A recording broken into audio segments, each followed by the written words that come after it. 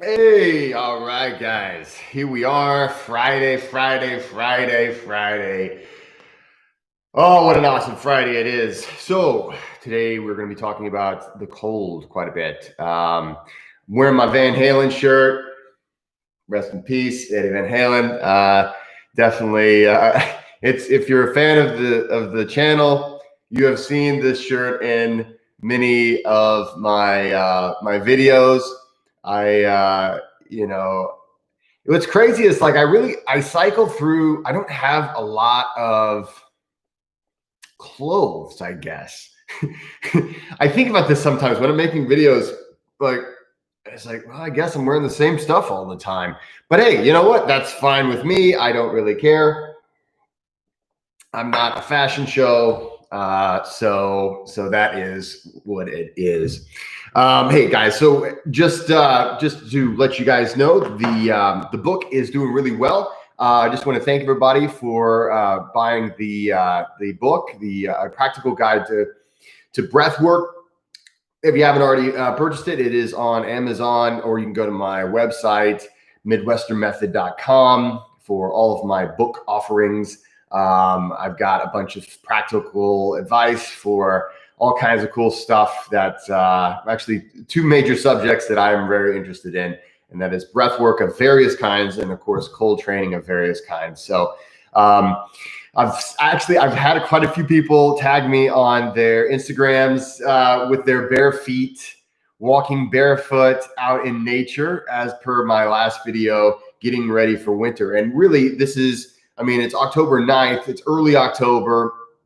We still got quite a bit of time before it gets really super cold here in the Midwest. Right now, it's just a regular day. I would say room temperature, regardless of what system you use, right here, it's still, I would call it still shorts and t-shirt weather for most people. It actually got down to almost freezing for about a week, and I was like, all right, here it is. But of course, in the Midwest, it fluctuates. And there's a saying about the Midwest: if you need to use your heater in the morning, and then your air conditioner in the afternoon, and then your heater at night, you might live in the Midwest. And so, yeah, it fluctuates a lot. Tonight probably will get down somewhat low, but it's not going to be crazy low. So it's for me, it's good camping weather. I just really like it whenever it's just kind of just ideal weather for me. So the trees, everything's turning, all of the stuff is changing. The bugs are they know something's wrong, and they're trying to get in the house, and they're going crazy. We got a bunch of stink bugs I really don't know the actual term for a stink bug, like the genus name or anything like that, but we've got a bunch of those here in the Midwest. So I have some cold training questions that I have been getting, and I get these a lot. That it's one of those things where sometimes the questions, they don't really work out that well for, yeah, Chuck, that's right. Rest in peace. That's right. What we should do is just like breath work, just some kind of a breath work session, just to nothing but Van Halen. just Panama and breath work. And anyway. All right. But anyway, so I've been getting a lot of cold training questions, especially because the cold training season is upon us. It's coming. And so people are getting ready. And so I love that, especially because with the current situation with the world, the coronavirus and all these things, we've been kind of boxed up in our houses. And we're kind of looking forward to, this new challenge that we can do outside. And of course, it was great in the summertime. I'm never one to say that there's a season that I don't like, because I like all of the seasons, and I happen to live in a place where there's all four seasons. But it's just kind of an exciting time for a cold trainer to say, hey, guess what? We're about to have some cold training. So I've got some questions that I've recently been emailed, and I always appreciate you guys sending me these emails. Thanks for any kind of a message you send me on either if you're commenting on a YouTube video, or if you're commenting on Instagram or Facebook, or sending me messages there. they're always welcome. I don't always, here's the thing. So I've been getting a lot of them. I really try to write back every single time, but I only have so much time in a day and I've got a lot of work to do. So sometimes I don't get back. So that's why I'm trying to answer these as much as I can on these weekly videos. So if for some reason you don't receive an email back or a message back, just come here and hang out with me for a little while on a Friday afternoon, and remind me in the text box over to your right. And if I don't read the email here, from my phone, I'll be reading it near the end of the live session. So normally I go about an hour. Today I've got to get off a little early because I've got a meeting with a neurophysicist that I'm talking to here in just a minute. It's always kind of fun when you make friends with neurophysicists. But anyway, this first one comes from Lisa, and it's an email from my website. It says, "Hey, I love your videos." Well, thank you, Lisa. But I have a frustrating question. She says, "I've been doing ice baths 2 to 5 times per week for over a year." Okay, for over a year, 3 to 5 times per week. So she's a regular ice bather. The temperature in my bath is around 59 degrees. So let's see here, 60 degrees Fahrenheit to Celsius. It's about 60 degrees. Okay, about 15-ish, 15 or 16 degrees Celsius. So it's not what we would consider like super cold, but athletes around the world, this is an ice bath to you. So if you're an athlete, this is what you know of as an ice bath. So about there. I always get so fatigued after doing them that I have a hard time functioning for a couple of days. Do you know why I'm affected in this way? Okay, so let's talk a little bit about this. So first of all, when you are an ice bather, anytime you're doing cold training, you do expend an enormous amount of calories, an enormous amount of energy, just maintaining the body temperature. Now, I'm not sure, Lisa doesn't say how long she's staying in these ice baths. She's been doing them 3 to 5 times a week for over a year, and her temperature is not what I would consider insanely cold. However, that is relative to the person. Now, since she's been doing it for a year, it's likely that there's been adaptation happen if he's being this regular about taking an ice bath or a cold bath. And so there should be some adaptation that's happening along the way. But let me tell you this. Even I've been doing ice baths, and I gotta say, lately I've been so busy with I'm a teacher and a dad, and I've got the business, and I'm doing all these things, and I've fallen back. I know, for years I've taken an ice bath every single day. Now I take an ice bath, I would say 3 to 5 times a week, just like Lisa is doing. And so for me, that's nowhere close to what I used to do, but it's okay. I'm still doing it. And I still do cold showers, even though right now they're not very cold. So on the days that I don't take an ice bath, even on some of the days that I do take an ice bath, I'll take a cold shower just in case I don't get around to the ice bath.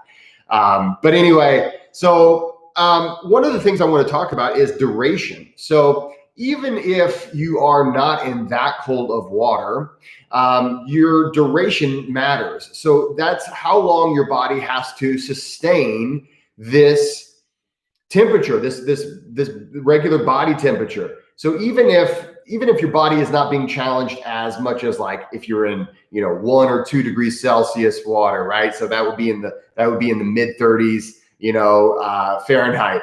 Even if you're not being challenged to that extreme, you're still being challenged.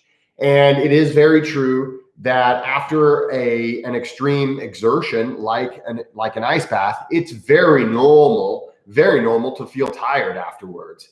And I don't know how many times I've been in workshops or trainings or with athletes or whatever, and they talk about this, and I personally have felt it myself. So it's something that even to this day, if I go take an ice bath, now it's this interesting thing where it doesn't really affect you quite as much after you've been taking it for a longer period of time normally. Now it's affecting Lisa. And so there's a few little things that it would be helpful if I knew. how long these ice baths were, or these cold baths are, how long they are, and has she seen any change? Now, the issue here is she says she's tired for days, yet she still continues to go back 3 to 5 times a week. So I got to hand it to you, Lisa, for being really consistent. But the problem I'm seeing here is really a matter of, I'm not 100% sure what all is going on. Typically, this is what happens. Okay, so this, for the typical person, you take an ice bath and that you have that extreme exertion.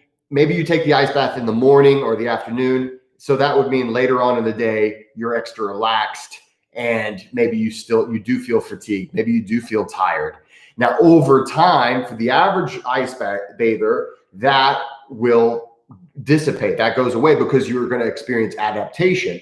And that is just assuming you're doing the same temperature for the same amount of time for 3 to 5 days a week, or every day, or every other day, or, depending on your schedule, how long you've been doing this. Typically, you're going to see some changes.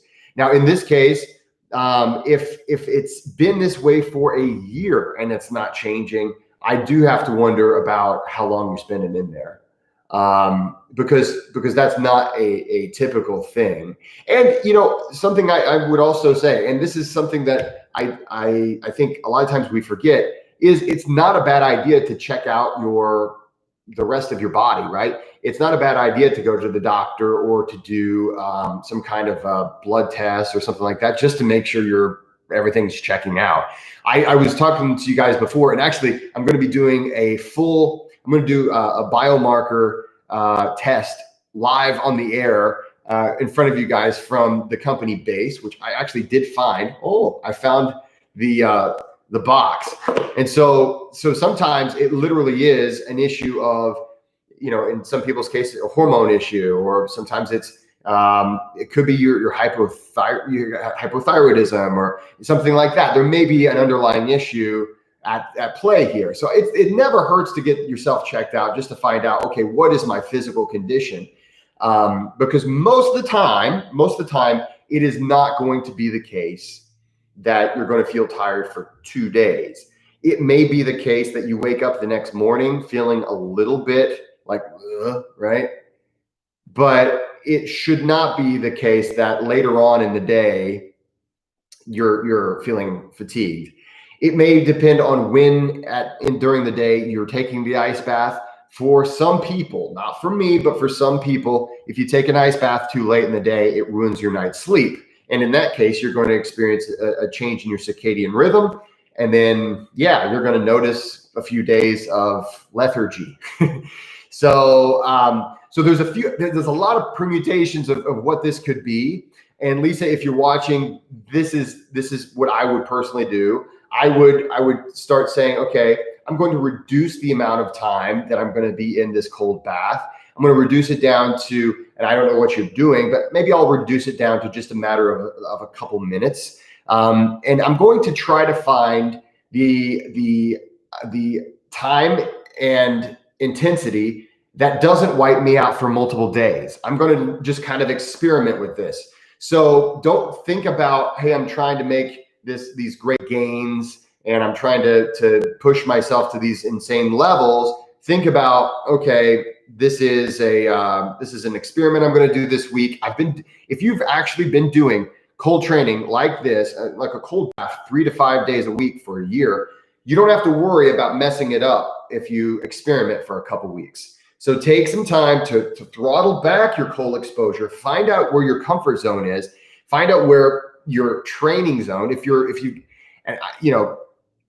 guys, on my website, I have a complete guide, what I call a practical guide to cold training. It's in its second edition now. Second edition. I updated it after a year, and I plan to update it again. And so I'm just in that. If you get it, you get. Anybody who bought the first edition got the second edition for free. It's an ebook, right? I can just send out the ebook. But the point I'm trying to make is that there are some issues sometimes when it comes to intensity and duration. Those are the things we're playing with when we're playing with the cold. For the vast majority of cold training, it's intensity and duration. Also, mindset. So for those of you who practice Wim Hof method, the third pillar of Wim Hof method is mindset and mental focus. And that is something that comes into play. I don't care if you're doing Wim Hof method. I don't care what you're doing, especially whenever you're doing cold exposure, though. It really is important to stay focused and not to get into all the different details and the worries of your day and things like that. And so making sure that you are, whenever you get out of that bath, give yourself plenty of time to recover.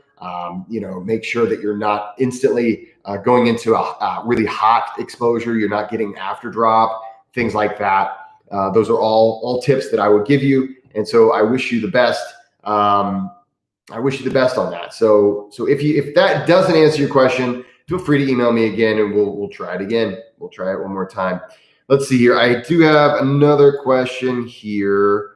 I'm not sure if this one, let's see. This person is, oh man, this person is, sometimes people send me too long of emails and I'm like, oh, well, maybe this email is a little too long. This person says he takes adaptogens, ashwagandha, relora, theanine before bed. And he's still experiencing chronic fatigue syndrome, or at least that's what he believes he's experiencing. He's asking whether or not doing Wim Hof method breathwork before bed is a good idea. I would say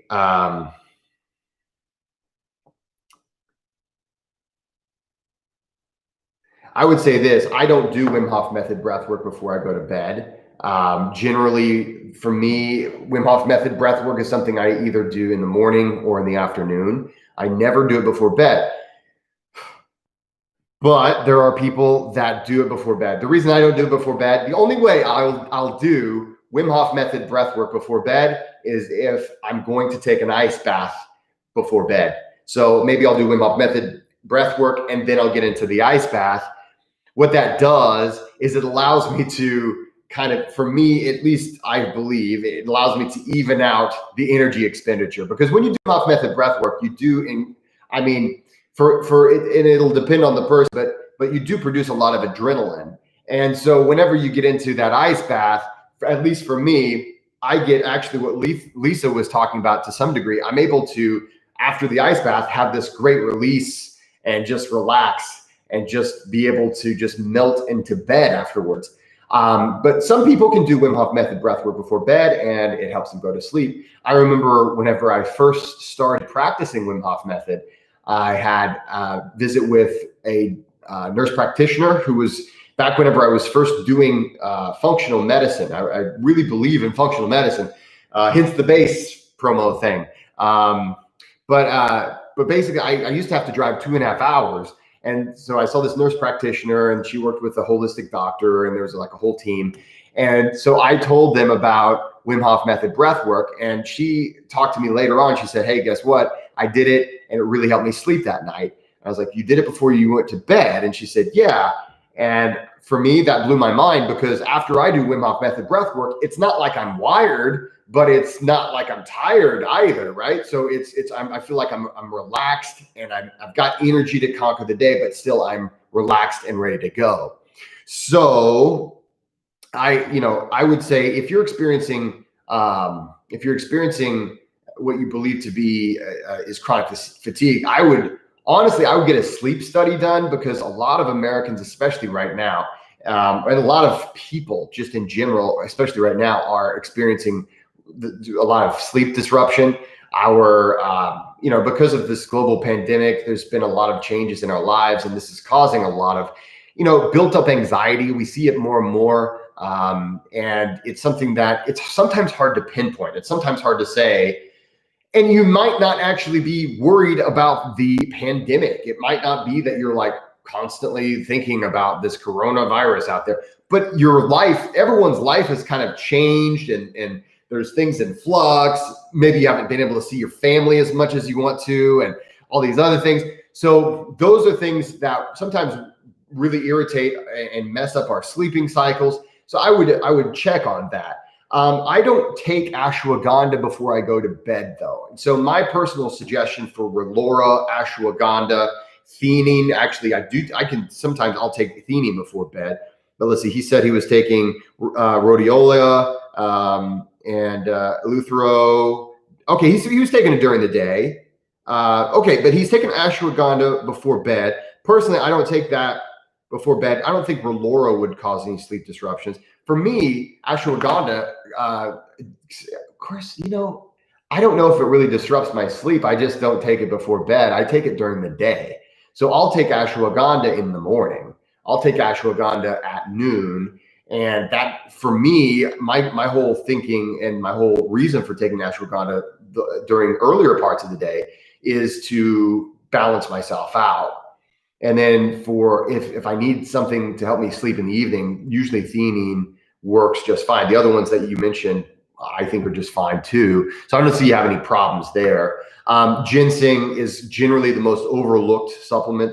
And I think it's just like, I think everybody overlooks ginseng because they feel like, well, everyone's heard of ginseng. It's nothing new and novel, but it works and it's been used for thousands of years, so I would recommend, if you're looking for an additional adaptogen, something to help you with your energy throughout the day, maybe add ginseng to your regimen. Let's see here. He's taking some kava. So I like kava. I don't do, and that's something where I don't do kava all the time. So, I haven't had kava now for a few weeks. I'll probably it's Friday night. Maybe I'll have some kava with the missus, but I don't normally, it's not like an everyday thing. Now, I will say this, I have gone for months doing kava every single day, but for me, it's kind of a ebb and flow thing. And I've enjoyed it. I've enjoyed kava for years. I used to take lots and lots of kava. I used to really be a kava head, if that's a thing. But he's taking kava, and he wanted to let me know that 2 of my links on my blog are unavailable. Well, thank you for that. Yeah, so sometimes I need to update those things. Here's the thing I would suggest, lastly, and then I'll move on to the next question. I would recommend checking out. So, and this is not just to push this company that I'm working with, but it actually is a really good opportunity for you to see what's happening on the inside, because we can talk about symptoms all day, but whenever when we actually test biomarkers, I think that's generally the best way to go. So if you go to GetBase, and I'll put that in the description box below, or you can go to pretty much most of my pages, and it's get-base.com, and then you can use the promo code wait a minute, Jesse 20. So JESSE, all caps 20. Here, I'll put it in here. So it's promo code Jesse 20, and that will give you 20% off on your order. And so if you're experiencing symptoms and you're not sure what it is, yeah, it's cool I think it's just fine to experiment with things. Maybe it's just I need a little this or that, but it's kind of nice to be able to say, okay, I checked my testosterone, right? And maybe that's some of the symptoms of low testosterone are, you're constantly tired and you don't have energy and you don't have confidence, things like that. Or maybe you're going to test other blood markers. So I tested my testosterone last month and it wasn't ideal, which irritates me.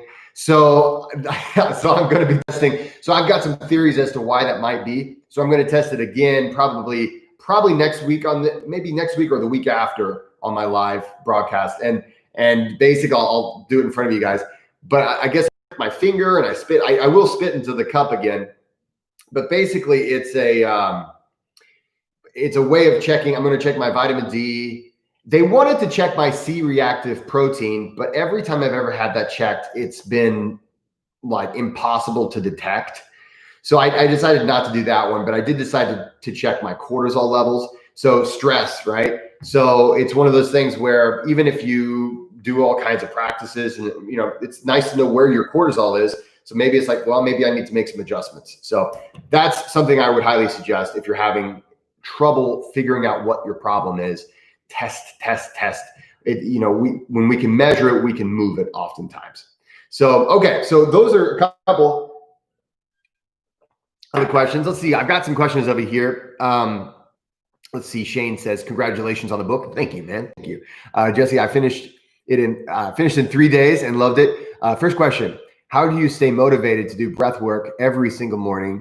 And the second question is, why do we yawn? Oh, okay. So let's take that first question first. How do I stay motivated to do breath work every single day? I don't know what life I have. It's weird.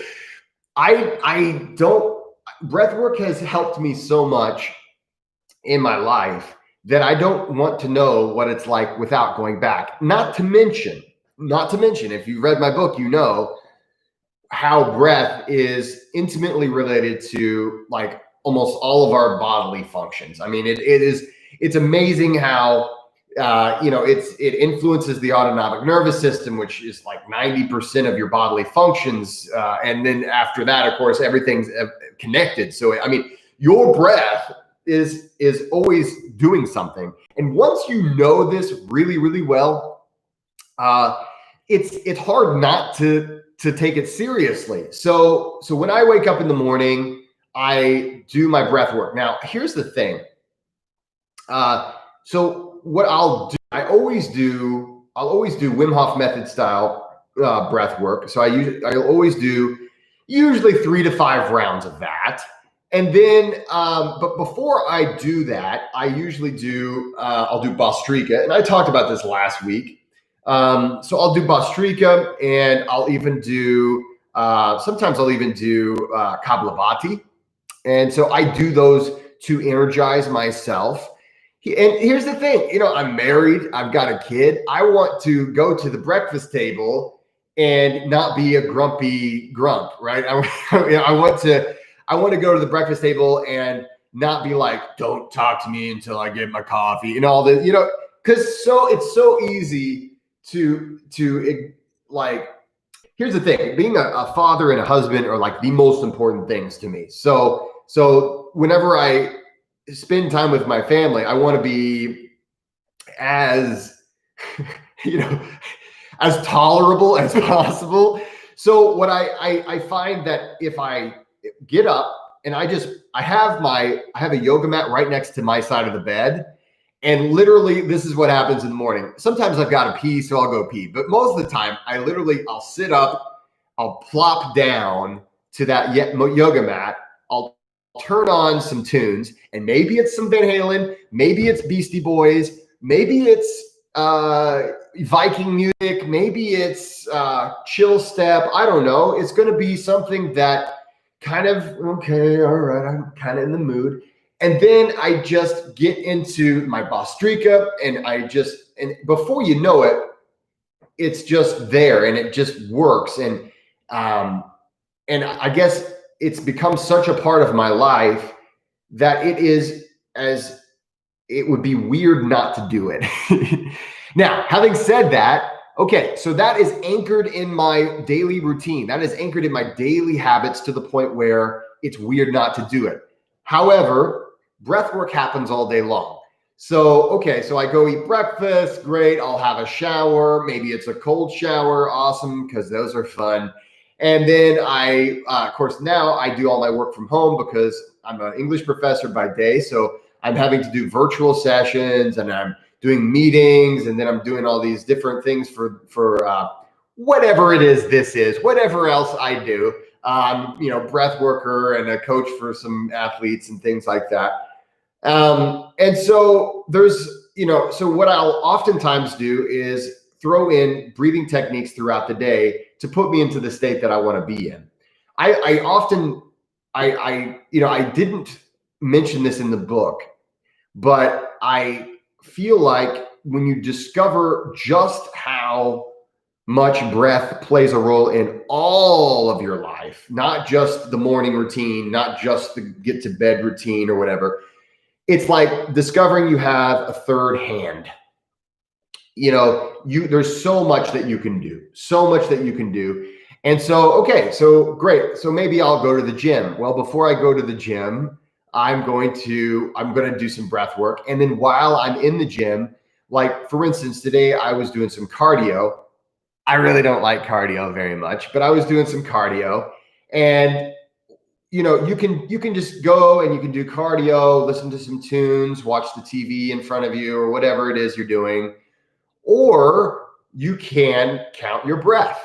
And so what I do is I'll count my breath, and I try to keep my breath at a certain pace, and I see how much I can exert my physical body while staying within that cadence.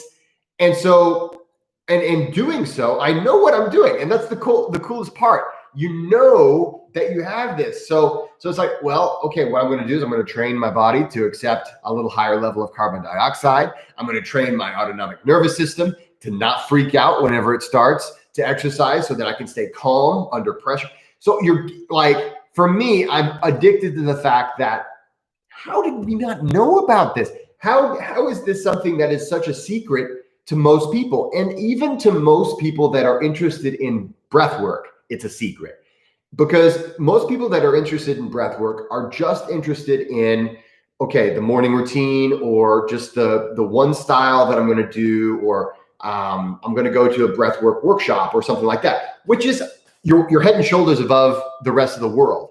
But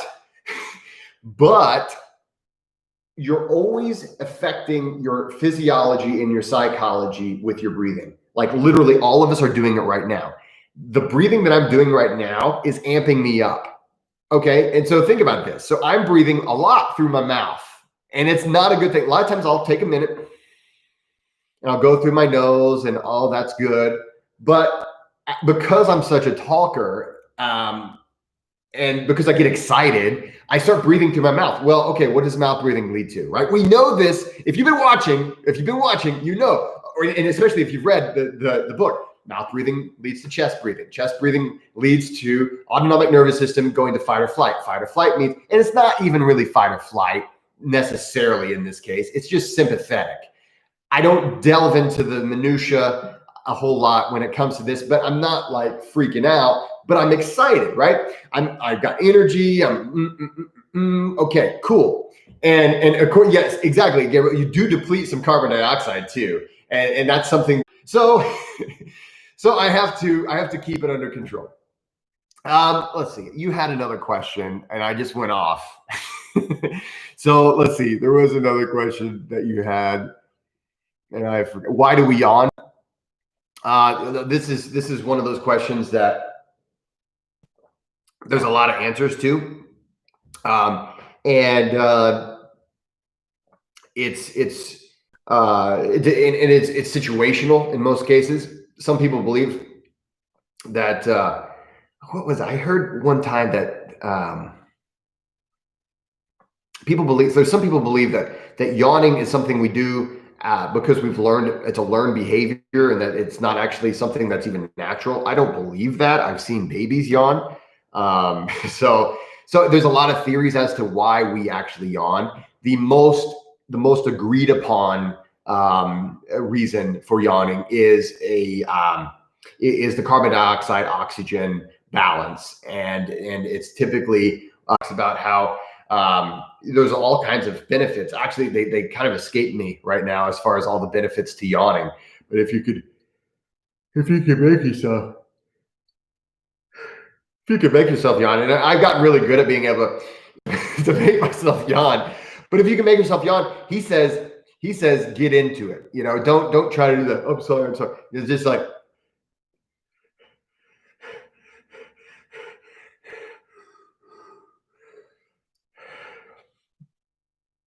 if you're yawning, let me know.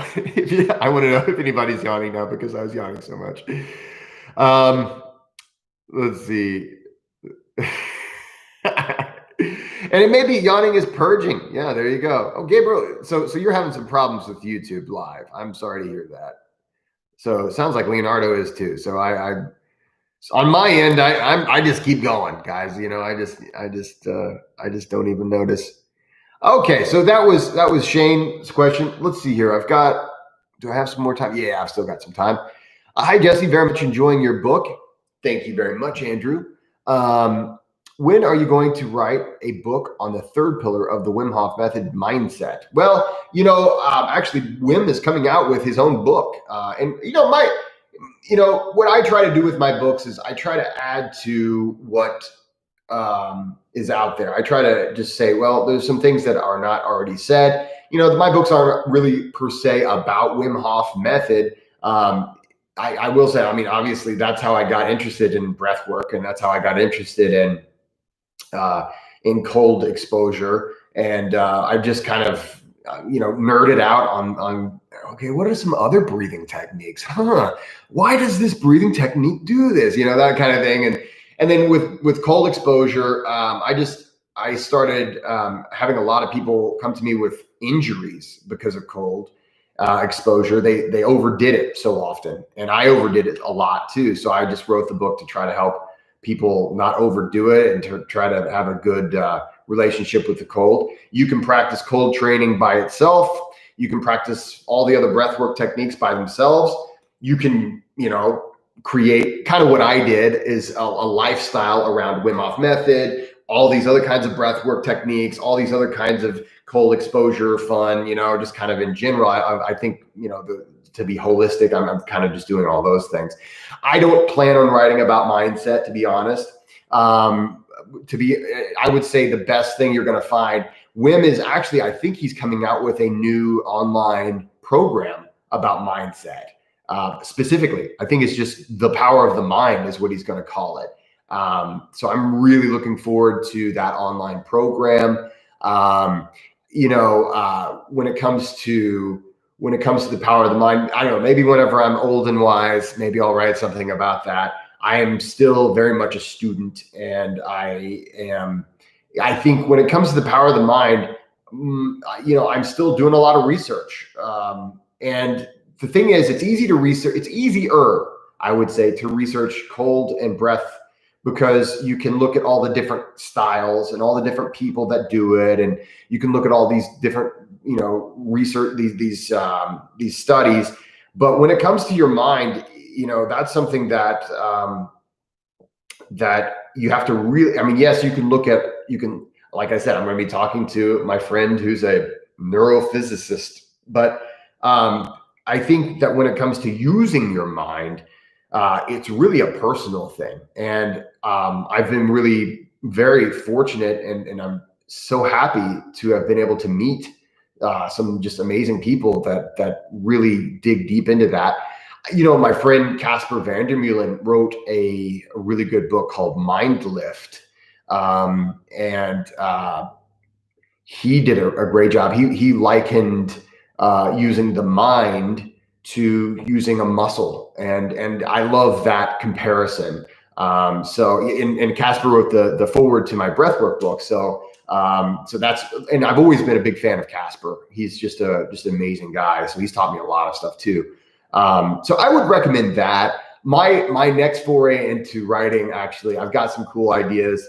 First of all, though, I have to get the books that I've already written, I have to get them on audio, the Audible. I get so many emails and questions about when is this going to be available on Audible. So my first order of business is to get my breathwork book on Audible. So to completely just record that and get that ready to go. I've got to start that. So right now if you're a Patreon member, I'm in the process of finalizing this month's breathwork sessions, and those should be up by the end of the night tonight. And then I'm hoping to start on chapter, or I guess the introduction of my book, and start recording that. So anyway, that is where I am there. Am I fasting? Gabriel asks. Right now I'm not fasting. I do normally, I actually normally do one fast a week now. For the longest time I was doing intermittent fasting on a regular basis. I stopped doing intermittent fasting. I intermittently fast intermittently. So I haven't been fasting the past couple of weeks. I haven't been fasting the past 3 weeks, pretty much. except for I'll do like a 24-hour fast, just a water fast, usually once a week.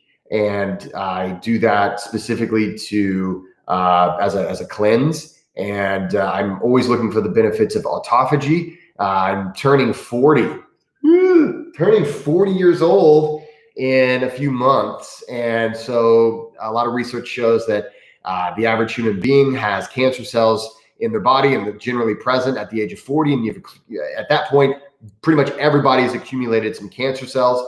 And since cancer is something that I do take very seriously, I try to do a full 24-hour water fast every week. The past couple of weeks, I haven't done a very good job at that, though.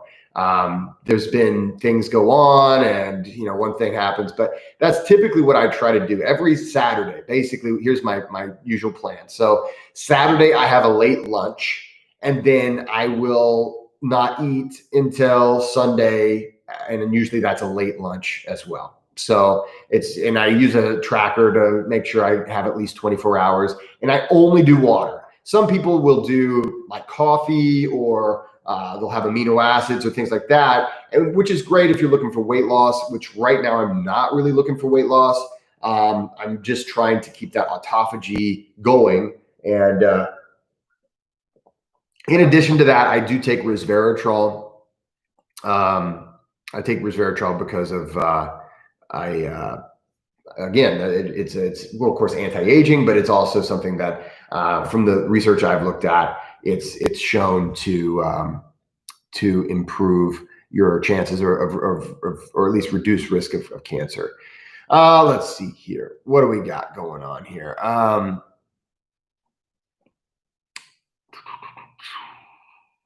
Got more people talking about how it was frozen.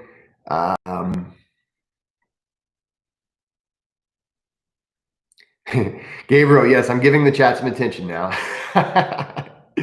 Let's see here. Let's see. Congrats on the book. Thank you. Just got your book in the mail, Brock. Awesome. I hope that you love it. Let's see. YouTube is doing Dave retention. Let's see here. Okay, 2 questions from Dan. And then I've got to, well, we'll see where we are. I've got to get off of here. So the clock. Dan, I have 2 questions. First question, can coffee affect retention times? Yes. Been drinking coffee in the morning, and usually then I start with Wim Hof method breathing. Okay, so just to give you an idea of why. So basically what you're doing whenever you drink coffee or any kind of caffeine, I'm assuming if you're drinking coffee, it's not decaf. I mean, I know some people drink decaf, and that's great. My wife has been drinking decaf lately.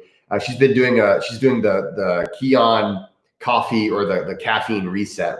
I did a full month off of all caffeine, and now I'm back on the caffeine, but I'm not anywhere close to where I was before. But yeah, it can affect your retention times. It's funny because for some people, because caffeine is a bronchodilator, so for some people, they notice that they can take deeper breaths and they feel like they can get longer retentions. But for most people, caffeine will make your retention shorter. That it really is going to just depend on you. But whenever you ingest caffeine, you are ingesting a chemical, and you're inducing a chemically induced state of not necessarily fight or flight, but a induced state of the sympathetic dominant system. So you're going to get some of that. So yeah, it can affect your retention times, but it's going to be so specific to the individual. I would say just try to check it out. Let's see. What do you think about chakra systems as it relates to Wim Hof method? Any personal realizations?